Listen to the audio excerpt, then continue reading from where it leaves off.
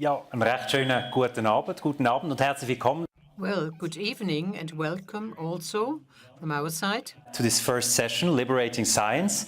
As we've just learned, we're actually opening not only the Open Forum, but we're kind of opening the World Economic Forum 2024.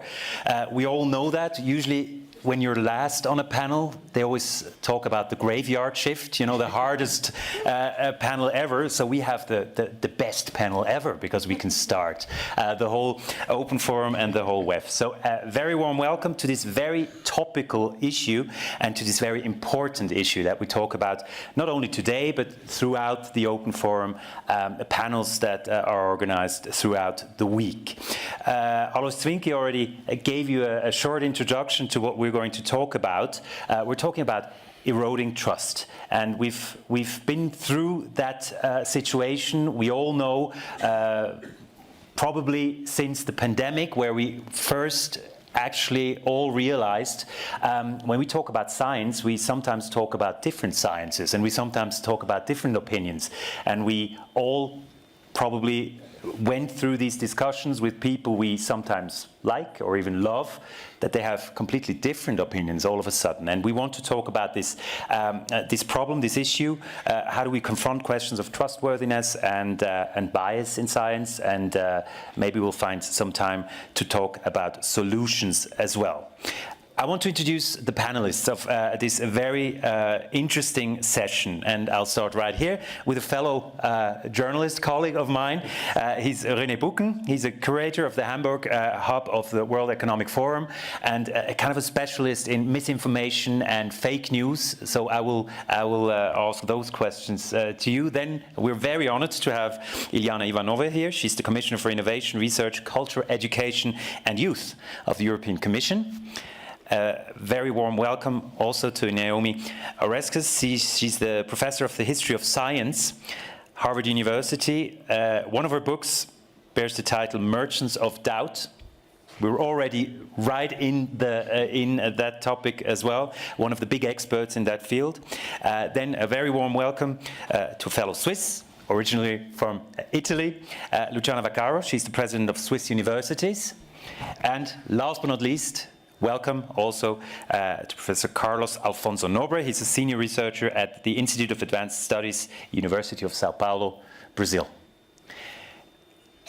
Let me start with I already said it's a very topical issue, and it couldn't. I already said it's a very topical issue, and it couldn't be more topical when we saw the new WEF Global Risks Report, which came out this week. Risk number one, biggest short-term risk, misinformation and disinformation. I want to open quite openly as well. Who was surprised by this finding of the risk report? Anyone? Luciana? I'm not surprised, but somehow we have the feeling that information can drive everything. We are in a society in which many decisions, from the decision that you take at home and the decision that, if we see big, are done in governments, are done on information. So this information can also bring decisions, and this is what scares me most. Now what I'm surprised is the fact that my main job is being teachers of students in higher education, that so many of our students, they still have a tough life with the data, with the science, with the scientific process. And so many of our students, they doubt about science. And so this is something. You even saw it with the students Yeah. in your. Naomi, has science got a credibility problem? Well, what our research shows is that overall the answer to that is no. So that's the good news of tonight's session. We've just completed a study of people in 70 different countries, led by my postdoc, Victoria Colonia. And what those findings show is that in most countries, the vast majority of people still trust science. And we're talking about 98, 99%. Well, right? not necessarily. I'd say more like 70 to 90. Oh, really? Okay. Yeah, depending upon the country. But I was that's too optimistic then. right. But that's important because those remaining 10 to 30% can be deeply influential. And so what we really need to understand is what's going on with those people, why are they taking the positions they do, and what can we do about it? That's something we're going to discuss during these 35 minutes. Iliana, Time magazine wrote, "The great struggle of our era will be fact versus deliberate fiction." Do you agree? Are we in a kind of in a fight, in a struggle?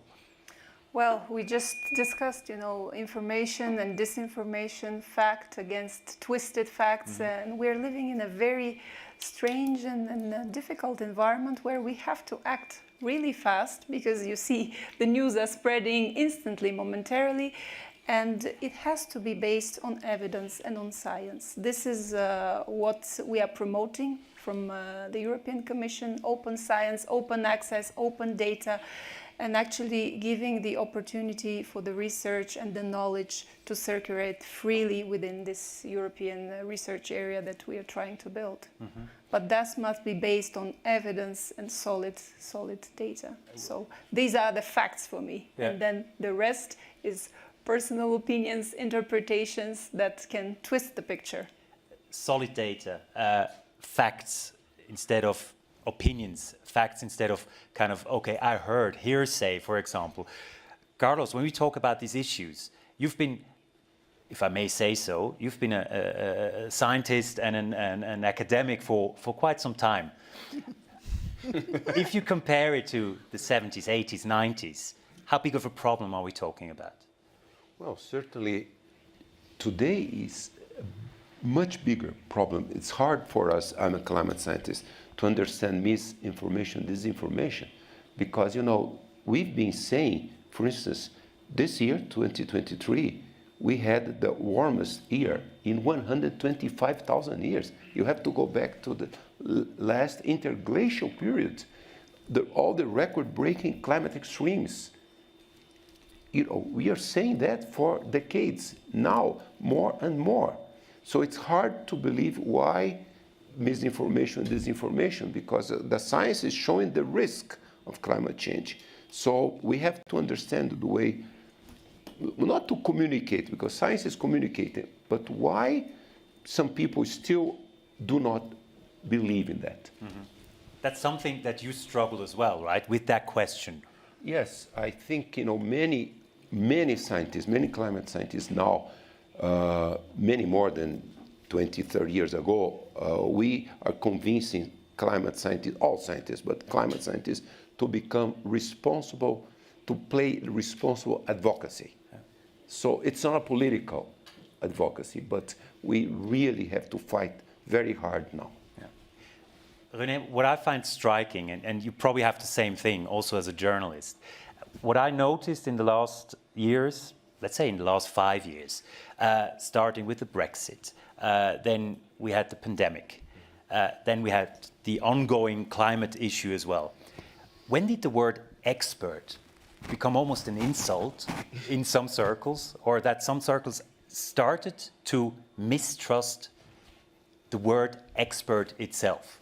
That's a good question, and I like that you asked that the youngest person on this panel, but I don't know, it's a good question. I think a crucial point is that we live in such a time of multiple crises. So, I mean, just a few weeks ago in Germany, Krisenmodus, so crisis mode, got voted for the word of the year 2023.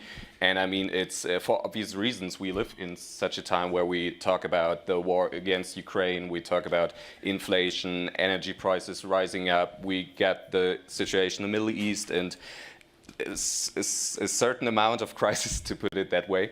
And I think Ilyana brought up a very important point, because it's all about the pace of the information that we're getting. Because I'm not a scientist, I'm a journalist, but our both professions, I think, have certain similarities, because we both depend on solid research, and solid research takes time. And misinformation is much easier. You can just put out facts that you did not research good enough. And I think that's the point, that we try to, I don't know, we can't keep up the pace with misinformation, and that's a big problem. What you say is very interesting. There's that saying, please don't confuse me with the facts. What you just said, is that a sign of the times as well? Maybe Naomi, you're a historian, you know science, and you have studied the history of science. Are we too overwhelmed? Are things too complicated? Are we just not sure enough about all these facts? Is that kind of part of the problem as well? Yeah, I actually don't think it's that. I mean, you can go back to the 1900s and see people saying, oh, there's too much information, things are changing too quickly. People have been complaining that technology changes too quickly, at least since the Industrial Revolution. What we look at in our research is the sources of disinformation. Where is this coming from? And since you mentioned my book, Merchants of Doubt, I'm allowed to mention it too. So, I mean, this book was published in 2010. This is now 14 years ago. And the things we studied had already been going on for at least 10 to 15 years before that. So one of the things that I think is important to set this problem in context, if we go back to the risk report that we started at the beginning, the top risk this year is mis and disinformation. But in the remaining 9 of the top 10, there are 5 additional issues, all of which are environmental. And this is not a coincidence. These are related. Because what we've shown in our work is that as the scientific evidence of really serious threats from climate change, biodiversity loss, habitat destruction, as these changes have been proven by scientists like Carlos, we've seen industry pushback. And we've seen organized disinformation campaigns by industries with a vested interest in denying the science. And it's most centrally focused around the fossil fuel industry, but we've seen it from other industries as well. And so this makes it much harder. This makes it hard for scientists, because they're up against very powerful forces that are much more well organized, no offense, but in general scientists are not well organized, and much more well funded. No offense, but science is generally not as well funded as industry. So this is the main reason I think. So what you're saying, it's deliberate, right? It is absolutely deliberate, and we've shown it in our work. I mean, we've demonstrated this. I mean, we have the documents that prove they have organized plans, they have agenda, they have documents that show how they plan to challenge scientific work, discredit individual scientists, and discredit experts. So I think in democratic societies, there's often been a certain kind of distrust of expertise because of its elitist feelings. I mean, certainly in the United States, there's a long history of being somewhat distrustful of experts because of the perception that it's elitist. But what we can show, what we have shown in our work, is that in the last 10 to 20 years, there's been a deliberate attempt to inflame the public against experts. And we definitely saw this during the COVID pandemic, COVID-19 pandemic. But when you say, sometimes there might be that perception, oh, it's too elitist, maybe it's too complicated. Carlos, do you sometimes struggle with that as well, that people are looking for the easy answer, and the easy answer is not always the right answer? Well, even, the opposite. The easy answer cannot really be the right answer sometimes. How do you struggle, and how do you cope with that as a as a scientist? And Luciana, same question. Well, as I was saying, I mean, really, we have to become much more effective in responsible advocacy in anything related to science. For instance, for us, sometimes it's difficult to understand. I will give you one example from my country, Brazil. Brazil was among the 3 countries with the highest vaccination rate in the world. Historically, more than US. And then we had a president, former president, a populist president, against science, against vaccination, etc., etc. And then all of a sudden, We might say his name, Jair Bolsonaro. Bolsonaro.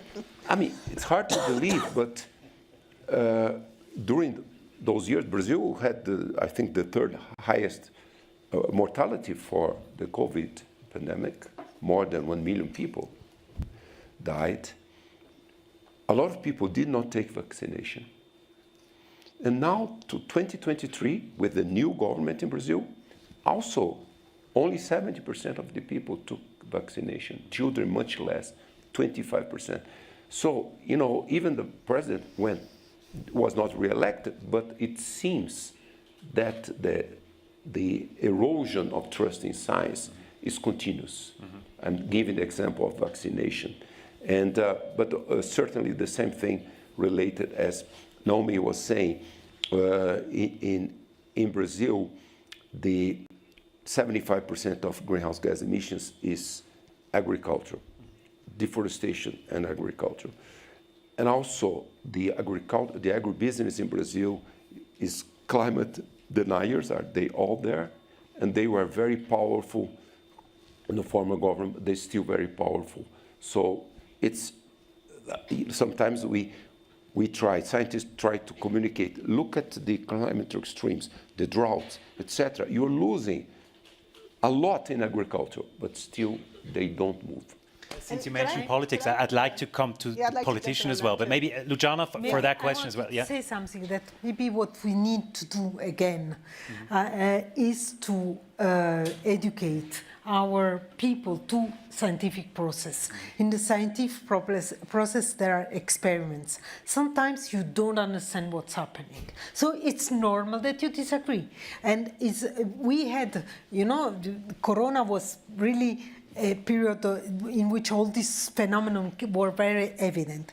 There was the time mask yes, mask no, because we were not sure. So then we come to an agreement. And it's also normal to be wrong and say, you know, I thought I had an idea in mind, my experiment have shown that I was wrong with my hypothesis. Yeah. And this does not mean that science are incompetent, because this was the problem. So they thought, oh, these people, they have opinions, they are incompetent, and so we should educate with the process of science. And something that we said before, science is not democratic. At the end, there is one truth, and we don't vote. And we are, the scientists, they don't vote, they are observers of a phenomenon. And their responsibility is to be as neutral as possible in the transcription of the phenomenon, and then discuss the solution. Before we come to the role of politics, maybe that I really want to talk about as well.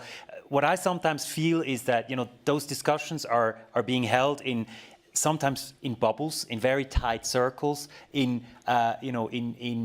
circles where people always agree with you. Is that part of the problem as well, that we kind of lost the notion to discuss, to debate, maybe to sometimes fight about things, and not always being, you know, with the people who agree with you anyway? Probably, I mean, that's that point that Luciana pointed out, the transparency of the process, because there's no shame in making not a mistake, but being coming up that it was false, but you need to know on which terms the research was false or not or whatsoever, because then you can follow up how you did come up with your findings. I think that's important, but I think this is the part that makes it appear a bit elite, because it is a complicated business. It is like journalism.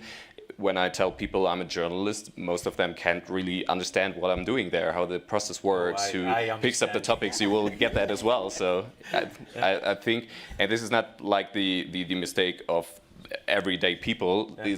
It's something that we have to ask ourselves, how we can get our proficiency to be more transparent. Yeah. Naomi? Yeah, I'd like to just go back for a minute here, and this is both a yes and comment. So yes, I completely agree, and I think everything you've said about science is really true, and that we have a lot more work to do to explain how science operates and to explain that disagreement among science, as you put it earlier, it's not chaos. That's the process of how we find out the truth about the natural world. The end part of this, though, is to come back to what Carlos said about agriculture. And this is, I think, really important to understand. And it's a little depressing, but I think if we don't understand it, we can't fix it. So in the case of agriculture, so we know, as you said, agriculture, particularly animal agriculture, is a major source of greenhouse gas emissions, a major driver of climate change. So one thing people can do to help, in this case, is to eat less meat. So what are we seeing happening in the United States? The agriculture industry is spreading disinformation. But here's where it gets particularly tricky. Not about climate change. They're spreading disinformation about the public health benefits of a plant-forward diet. So one of the great things about eating less red meat, and you don't have to eliminate it altogether, but just eating less, good for the planet and it's good for your body. So this is a win-win solution, and it's something that we all could do. We all have the power. We all have agency over what we eat. But there are researchers in the United States who work on the health benefits of a plant-based diet who have been attacked by the same people who attack climate scientists. So this isn't about public understanding science or not being transparent. This is about an organized attempt to confuse people. That deliberate, you know, as you said, from industries, from the private sector. Correct. What can governments do? What can politics do? Yes? Add on to that discussion, not being a scientist myself, actually, before becoming a commissioner, I was for more than 10 years an auditor in Luxembourg, and I was checking how the European policies have been implemented, and coming back to the main subject of the forum, rebuilding the trust, this comes a lot with the principles of accountability, transparency, and openness to the public to build that trust. So I would counter a little bit the argument of the science not being democratic.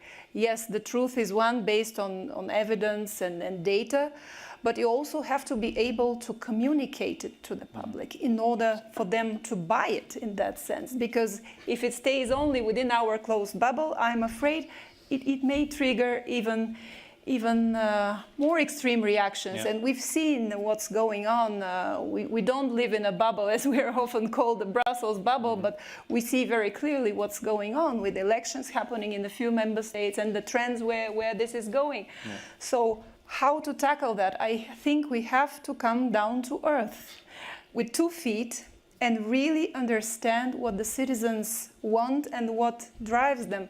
And in that context, for us, I take also partial blame. It is important to be able to communicate in a very simple, accessible way and to explain what is that we do.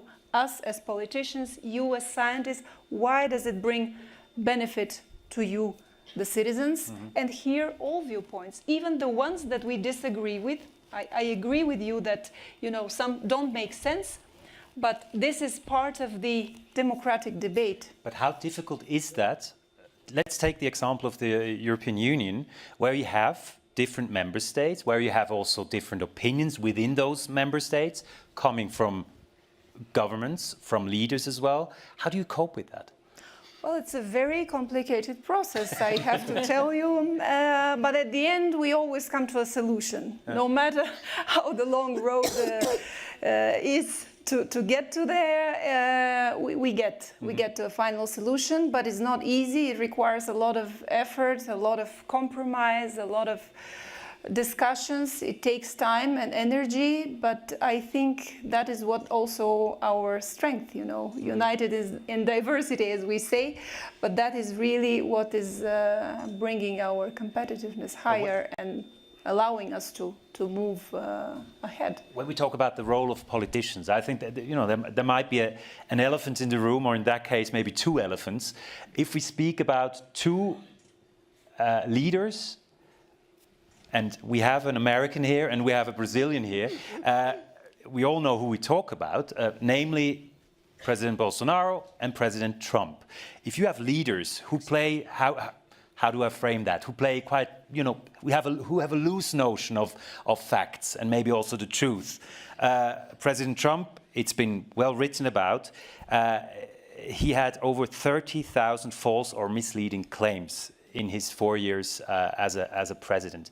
If that comes from the top, is that part of the issue and the problem as well, Naomi? Yeah, absolutely. I mean, and it's one of the reasons this issue has become so vexed in the United States, because now ordinary people are getting a lot of disinformation in social media, almost much of which is coming from private sector interests, but then it gets amplified when it gets reposted and resent by ordinary people who think, oh, this is interesting, I'll pass this on. But then it's also being amplified at the top. And this is one reason why I'm glad we're here talking about this at the World Economic Forum, because I think the business community has a big role to play in challenging this. Because one of the things we've seen in the United States is we have a small sector of what I'll call bad actor private sector agents, and we know who they are, who are responsible for the vast majority of disinformation. And the rest of the private sector is just sitting on the sidelines. And they're just not saying anything, and they're biting their tongue because, well, maybe they liked President Trump for other reasons because he cut corporate taxes. And so I think the private sector has largely stood by and allowed a lot of really damaging things to happen, things that in the long run will not be good for, liberal democratic capitalism. And so I really hope that the World Economic Forum will take this issue on board and think harder about the role that the private sector can play in standing up against disinformation, even if they might like the fact that that politician would cut their taxes. Some might say now, it's easy to point fingers at the private sector or at politicians. Maybe science itself is to blame. Would you agree? Is there a problem also in the science community? We said maybe the communication lacks a little bit. There's also been claims that they're too biased sometimes. They're too political sometimes. They often or sometimes mingle with the private sector as well. Luciana, do you see that? Well, first of all, they are humans, so they can make these mistakes, and we are all humans, and we have also opinions, of course. But now, I want to come to an example in Switzerland after COVID, after Corona. There was a decision from the Bundeskanzler to institutionalize a scientific task force that is more transparently nominated and who can explain. So I think I can agree very well to what the Commissioner said. Transparency comes first. So, and also explain how we arrived to a certain decision, why we are there. And if somebody disagrees, the problem is not just to say you are wrong, but to say why we arrived to this decision. And I think we, the scientists, we have to learn to explain, not only to our community of initiated people. So I'm physicist, I should learn. So I hope I have learned to talk to everybody and to make easy. So there is maybe one thing about science. I remember my PhD professor, he said, Luciana, you have really understood things when they are easy, they come easily from your mouth. And I think this is very important, to be and to talk, to be more on the public arena. I feel you kind of dodged my question a little bit because of the is science to blame in a way? Carlos, do you feel or hear that as well? Or Luciana, do you hear that as well, that you're too political, you're too biased? I don't think we are to blame, but we have to do our homework. Of course. Sorry. Well, sometimes I don't quite understand because, many studies in the last decades, they show climate science is the science with the least number of deniers. For instance, one study 3 years ago showed more than 99% of scientific articles are not from deniers, less than 1%. When you look at other things, even the pandemic, there is more disagreement among scientists. So sometimes it's hard to understand why there is still this erosion of trust in science, including climate science. So my simple interpretation, not of a social scientist like Professor Oreskes, is that, and I would like you to comment on that, why is populism increasing in the world in the last 20 years? I don't understand. You know, many countries like US, Brazil, and many other countries we are electing populists, mostly far extreme right wings, but also left wing extremists. And they are all anti-science. Why? In the democracies, we are electing anti-science presidents and politicians. I don't quite understand. You're puzzled by that question. Naomi, can you? Well, yeah. So you want me to explain everything that's going on in the world in the next 2 minutes, but I'll take a stab at it because I'm ambitious, you know, and I teach at Harvard, so, you know. So I don't think science is to blame. I really want to push back against that. I think scientists have worked incredibly hard during the pandemic, climate science. I mean, I've spent a lot of time studying the history of climate science, and I have nothing but admiration for the incredible work that climate scientists have done in the face of politically motivated and economically motivated opposition. That said, though, what I do think we should take on board, I think part of the explanation for the rise, particularly of right-wing populism, but left-wing as well, we do know that people feel disempowered and that people are afraid. When change happens too quickly, it's destabilizing, it's disoriented, and people become fearful. And we know there's lots of history to show this. When people are fearful, they may be attracted to a charismatic, powerful leader who says, I will solve your problems, and I'll do it right away. You won't have to have this long, deliberative process. The easy solution, right? The easy solution. So I do think that science plays a role in that, and I do think the scientific community could do more. And I think this reinforces your argument. Science can contribute to that sense of disorientation because so many of these things can feel confusing, hard to understand.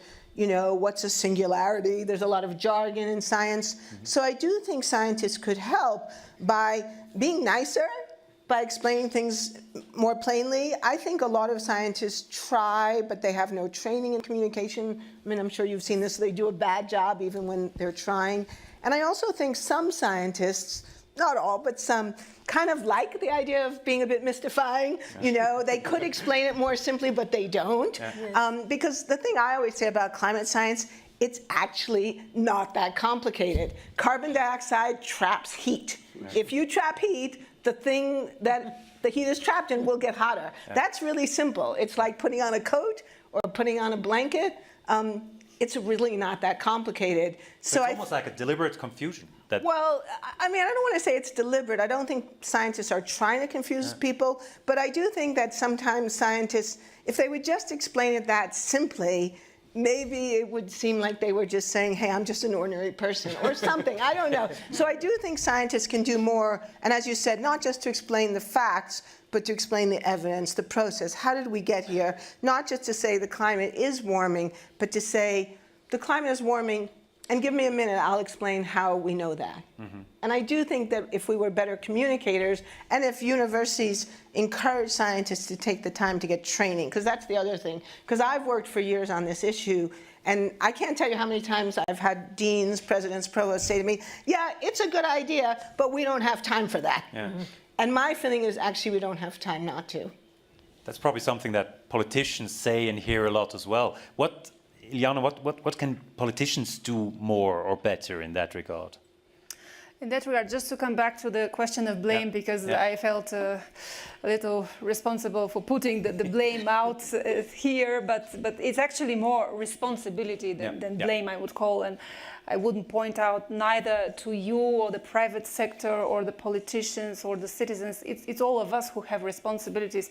First, I think starting with the family, with us as parents, to educate our children from a very early age to understand, to be able to read and make the difference between good and bad. So it starts with the personal responsibility of each and every one of us. And then as politicians, obviously open science is the subject of today, and we're very much pro, through our Horizon Europe program, 95.5 billion euros for a 7-year period to promote this openness and collaboration in all possible way. I'm really happy to say that over 180 countries have participants in Horizon Europe, 18 associated countries. Soon, I hope Switzerland will be one. We are in the process. But this openness, we also should be careful not to bring it to an extreme. In what sense? Because there are risks as well. Because right? there are risks as well. This openness that is in the DNA of research makes it also vulnerable. And we've seen, you mentioned the geopolitical tensions, wars, foreign interferences, all that makes our researchers and academic institutions quite vulnerable. And we've had in our preliminary discussion these thoughts that are shared not only by you, but also by other member states, academic institutions, what to do so that we are better protected. We're no longer naive to allow transfer of knowledge, leakage of information, sensitive, important, that could be used or misused for military or other purposes. So in that context, we are preparing a European solution, a guidance that will actually in advance, I could say now here to this audience, next week we are going to propose a recommendation, a council recommendation from our part, how to better coordinate and raise awareness about research security, because I think it becomes more and more important in the context that we are. Since you raised the topic of the importance of collaboration and you talked about the Horizon Europe program, you kind of triggered me, since we're in Switzerland, Luciana, just maybe one sentence to that, because if collaboration is the key, and there have been issues between Switzerland and the European Union regarding that, regarding that program, of course, following the negotiations to have ended. We won't get too much into that topic, but what can Switzerland do? I think scientists in Switzerland are eager for the new negotiation that will start in the next months. I think we, as a scientist, we have been very vocal, and now we feel hurt by the politics. I think that the commissioner will agree with me when saying that we in science, we have no borders, and we're very proud to participate to this. Is the biggest program, but I should say also the most prestigious. We have in Horizon Europe, there is the most prestigious grant, so that the scientists can have, and I think, participating again in Horizon Europe will allow also to participate again in this discussion that are more about the policy of science, not only science for science, but also the science for the society. And to reinforce that, also that community in a way. Before I open up to the audience, let's speak about solutions. René, I started with a situation that we all know. When we us two not being scientists, we probably know it better than the others. We sometimes just don't have the facts ourselves or don't have the knowledge. How do we spot fake news, for example? How do we spot wrong facts? Is there a way to get out of that dilemma? Yeah, there is. I mean, it basically comes down to just being critical in the real sense of being critical. So not like some critical thinkers claim it to be, because if you see, for example, the content that Naomi talked about that's being shared on social media, there's a whole lot of fabricated content. You always can have a critical look. Is there a source for that sentence? Is there, I don't know, who claims to have said that, or is there maybe a mistake in the picture or something? And I think this is also it's already a very good start to just be very critical of the things that you consume. And also, I think it's don't be too easily happy with the things you see, because if there is a very complicated topic such as climate crisis, I think we should be a bit suspicious if there's someone who wants to explain it to us in just a one-liner. Yeah. So I really loved your explanations with the code, I get that.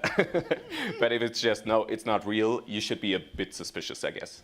Naomi, how do you deal personally with these people? You have those discussions as well, I'm pretty sure. I deal with this all the time. So A few things. So one thing that's really important is to be willing to talk about these issues. One of the things we've observed in our research is many people say, well, I just don't want to talk about it. It's divisive, it's confrontation, it's difficult. We'll have a fight. We'll have a fight. And because one of the most common questions I get is, what do I say at Thanksgiving dinner, Christmas dinner, July 4th barbecue, right? And so one thing is, we do need to talk about it, particularly because social scientific studies show the most effective messenger is someone you know and trust. Like you said, someone you love or at least like, someone you know from work, because those personal messengers, for most people, are more persuasive than even the most famous scientist. And so being willing to talk about it, being willing to be patient and say, I understand that this is an upsetting issue. I understand that vaccination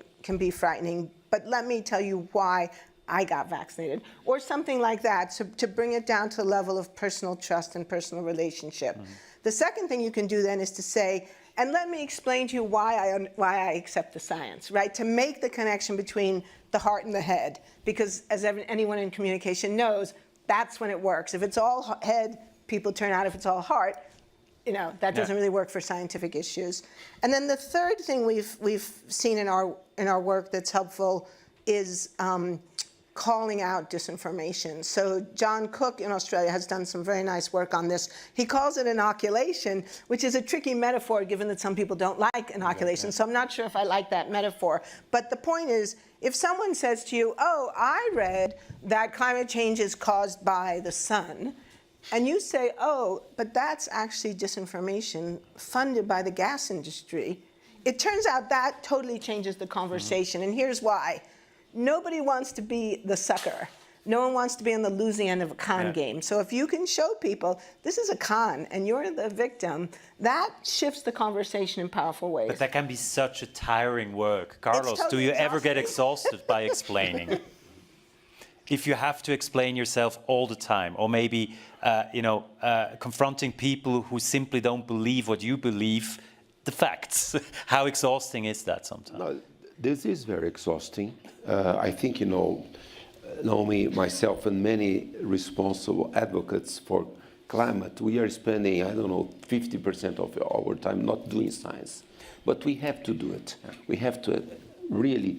And also another issue I think is very important for us. I'm not a biologist, but the climate scientists who are biologists also, they have to show how close we are of the sixth extinctions of species for the planet. We are very close. If we get 4 degrees warming, this is the sixth extinction. 1.5 degrees, 90% of coral reef species will be gone. That's 2 degrees, 2 degrees, all. So I think we have to start showing the risks. And in fact, we have to spend a lot of our time in responsible advocacy. As Naomi was saying, sometimes the deniers say ridiculous things. It's very easy to say they are completely wrong.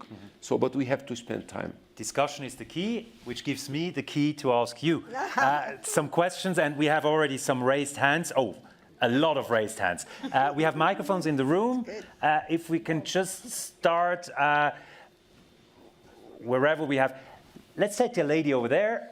Yes, first one, and then I'll come to the first rows here. Yes, please. Hi, my name is Dr. Simi.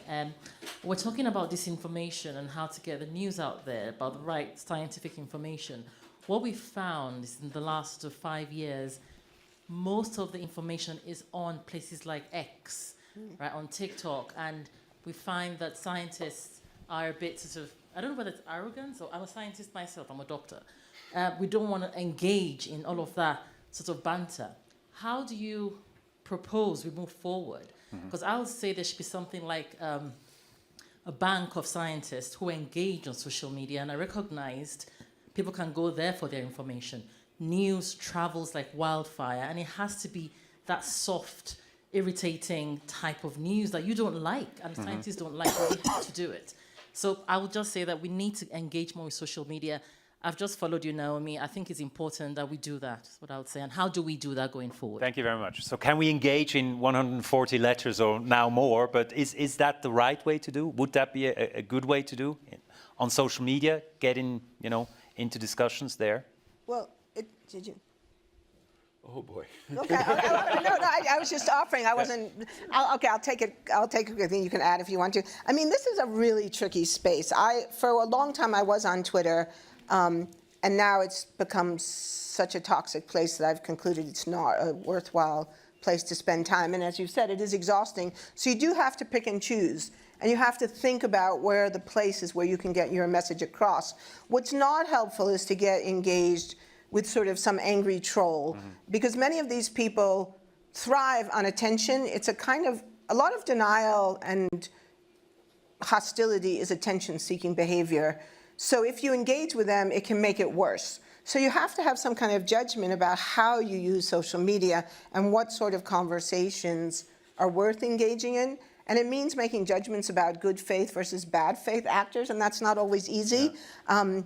But I do think my work gets at that, so hopefully, my work is helpful to people on that. But I am trying to figure out, I have given up on X, what a scary name that even is, right? And I don't know what the alternative is right now. So for the moment, I'm focusing on writing more books, and then I'll figure out how to get the message out. On social media. Thank you very much. Let's take some more questions. First row, and then Jeff in the second, third row. Yes, please, go ahead. Hello. I'll come to you later. Yeah. Yes. My name is Firas Shamsan. I'm from Yemen. I live in Switzerland. I add my voice to you, but I want to get some comments about the fake news. When we talk about vaccines and stuff like that, one of the things is missing where many people doesn't get it really, or they don't speak about it. As an example, when we talk about vaccines, I came from Yemen. Right now maybe you hear a lot about Yemen, what's going on in Yemen, and how radicalism is controlling, and they use media, they shut down all the media, and they get this way of make people afraid. As an example, in Afghanistan and Pakistan, when they assassinate Osama bin Laden, they use these people who's doing vaccination for children. Now, if you did research about the amount of people stop giving vaccine to them on children, how it's increased. When we talk about the way how media and government work, like fake news, it's work together, and also the radicalism is they have the really good production, they control the mindset of the people. Same time, you don't have an access, and the way, as an example, I don't think you would like to go to Twitter or to TikTok to explain, and people will have a problem to understand. So how we can mix it between finding a way to awareness, where I tried to make something like that, but it's so hard to do the awareness for the people. As an example, immigrants and refugees who's come to Europe. So how you can spirit this information. Yeah. This is important. I don't know, but we work on it. Thank you very much. Thank you very much. We have someone in the first row who's really eager to ask that question. Then we go to Jeff, please. It's working? Okay. Thank you very much. Oh, that looks like several questions. I hope not. Just one question. So sorry. I'm Sahi Bayramli. I'm coming from Germany. I study global health, and I'm a member of a research organization based in Berlin. My question is, when we talk about misinformation and disinformation, we are talking about too many different stakeholders. For example, media, politicians, companies, research organizations, universities. So we, the people, the normal population of the countries, who should we trust? The media, the companies, the politicians, or research organizations? What should we trust, and how or why should we trust? Thank you very much. That's the million-dollar question. Who likes to answer it? Luciana? No. Well, I think what the pandemic has taught to us is that we, at least research organization and politics, we have to work better together. Because the politics has made many advices on scientific data, but this was not always structured or not always. So I think one is the. I hope that the governance that we're putting in place, I can talk about Switzerland on this topic, can help. Now, I wanted to come to the question of the social media. I must say that I have abandoned Twitter too. so X, because it's a toxic environment, and we talk about, I have no solution on that, but I think one day it will come the moment of the code of conduct in these places, because journalists, if you spread crazy news and insults, and if a journalist says racist things, it can be amended. Exactly. Why social medias that have such big power, we still can, because it's new, but I think there will be a societal reflection on how information is brought there. Of course, on X now there is also the policy of the owner that is problematic, but I think this is a problem of the society of the future, the deontology in social media. And that would be a question to Elon Musk, who isn't here at the moment. Yes, Iliana. Please, Iliana, and then we go to Jeff. If I could add just on the question whom to trust, I would say first trust to yourselves, to your common sense, to your own judgment. And our role as politicians to add to the scientific part is obviously to create these conditions to hold accountable these social media through appropriate regulatory framework, that they are responsible for what they do and to take the consequences for that.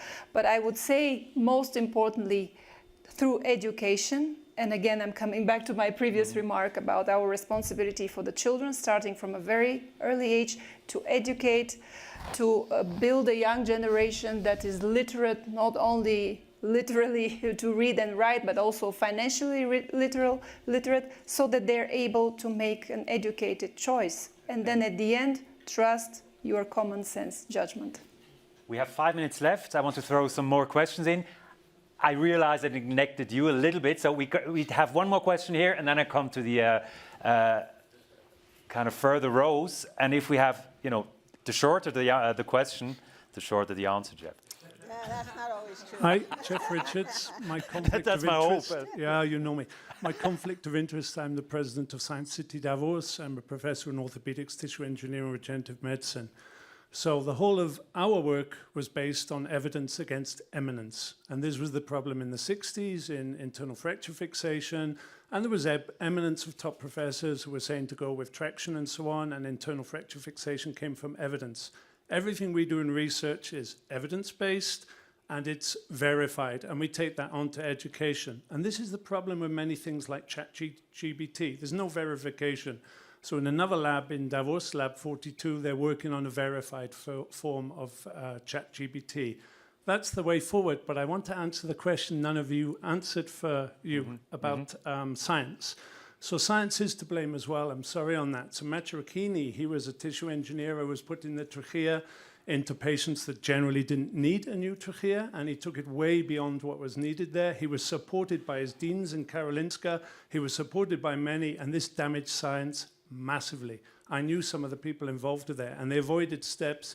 They didn't go through the rigorous steps that we normally do, and this was really a bad thing. So yes, science can also damage science. Well, I don't think he did science, but he used scientists, and he used the top of the university to promote his work. Thank you very much, Chef. So let's take some more questions from the back. All the way in the back, I see a woman holding up her hand. Yes, please. Let's take those three. Hopefully we can still get them. Hi, Yes. my name is Kristi Svjanovic, and I'm an architect and a former educator, professor of architecture. I'm also an inventor of post-quantum cybersecurity. I have a question, and that is, if Galileo were alive today, and if we can make an analogy between Galileo and let's call it the organized religion, we won't name a specific religion, are multi-corporations analogous to the organized religion? And who is Galileo? And now that I'm in Switzerland here, is anyone posting 10 points on the door of organized religion? I doubt we can answer that in 2 minutes. 2 minutes and 35. Does someone want to have a go, or who's the modern Galileo? Well, look, it's not, I mean, one of the things about history is you're interested in the similarities, but also the differences. Science today is so different from science when Galileo was writing and working that it's hard to make meaningful analogies. But I think what is important to say is there are climate deniers who want to claim that they're Galileo, and that is so false and so unhelpful and so misrepresentative. I mean, the reality is Galileo was not oppressed by his fellow scientists. He was oppressed, as you said, by the Catholic Church, which was the ruling political, economic, and governmental structure of the time. So they are equivalent in some ways to multinational corporations or governance that are trying to suppress science. Thank you, Mark. And the discussion about religion has to wait for another panel. We need another Unfortunately. Yeah. Let's take one more question. But I Yes, want please, to say Sarah. that everyone knows that the Pope does not wear Balenciaga. Thank you very much, Naomi, for stressing that. Yeah, hi, my name is Birgit Ottmar. I'm here in Davos, a science communicator working in an institute with climate sciences. There you go. That's what we need, science communicators, right? Yes, thank you. That's what we learned.